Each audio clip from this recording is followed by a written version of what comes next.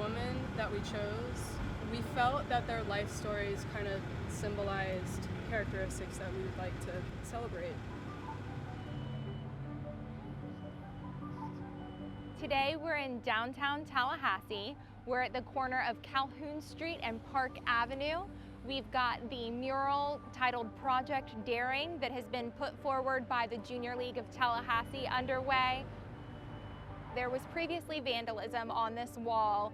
It was never able to be properly abated, so for years it sat as, unfortunately a little bit of an eyesore. And when the Junior League came forward with this project, it was the perfect place to put public art on a large scale in a meaningful way over a vandalized building in downtown.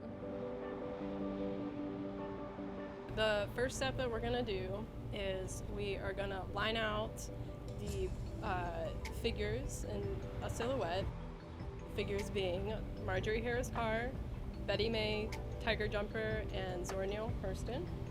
We'll start there, and that will kind of anchor the design on the wall.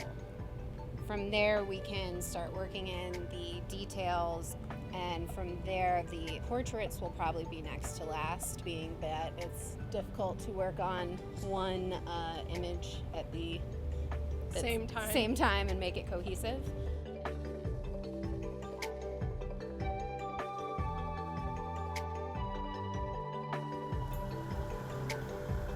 The exhaust actually acts as a landmark on the wall, and it allows us to create a grid based off of just this object alone to be able to lay out the rest of the composition. We chose to do it that way, being that this area with the air conditioning units and not to mention the street, it's not really conducive for a projector.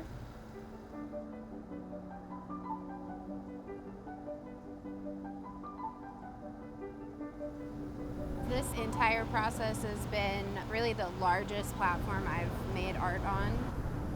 Takes a lot of laying out a shape and then backing up, seeing how the shape interacts with the lines we've already done, making sure everything looks as even as we can. A lot of learning on the fly, for sure. A lot of learning on the fly. It's alive. Yeah. Each woman that we chose, we felt that their life stories kind of symbolized characteristics that we would like to celebrate. For Marjorie, she's depicted actually holding a snake. She's holding it with a smile on her face. There's a lot of bravery in that, I think. Zora Neale Hurston, definitely one of the women I identify with most. I really admire her tenacity that I've read about, and just how ferociously she stuck to her beliefs and expressed them without fear.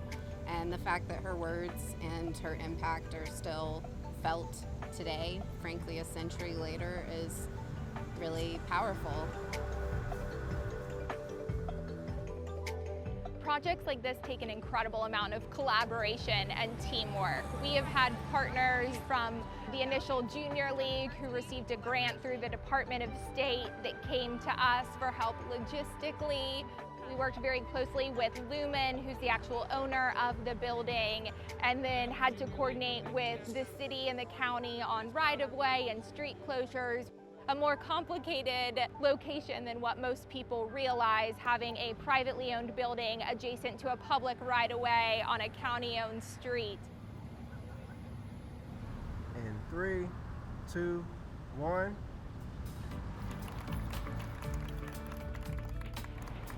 We definitely feel very accomplished today. We've finally finished. There were a ton of obstacles. We had to learn how to use a lift. We had to learn how to do a portrait in a day and a half. It's felt like conquering a beast, and we both described it this way multiple times. It was stressful but exhilarating at the same time, and we've only had enormous support from people on the street and helping us do this, and that's been really encouraging. We've been coming down and watching the mural be put together, and it's been a really special experience for us for a lot of different reasons. We were able to talk about the 3 women on the mural. There's a 4th woman, Zora. The banner, it has something to do with being daring, and I think that that's really important as far as making change in the world like these ladies have. I'm hoping that the city will be open to doing more stuff like this because it's super teachable, not only for my kids, but myself and everyone else who takes a moment. Adding the names in will kind of be like a little final touch. We're so grateful for Olivia and Savannah bringing such a beautiful concept to life in such an incredibly talented way. I never would have imagined being 60 feet up in the air working on a painting of this magnitude, so it feels definitely very rewarding and empowering.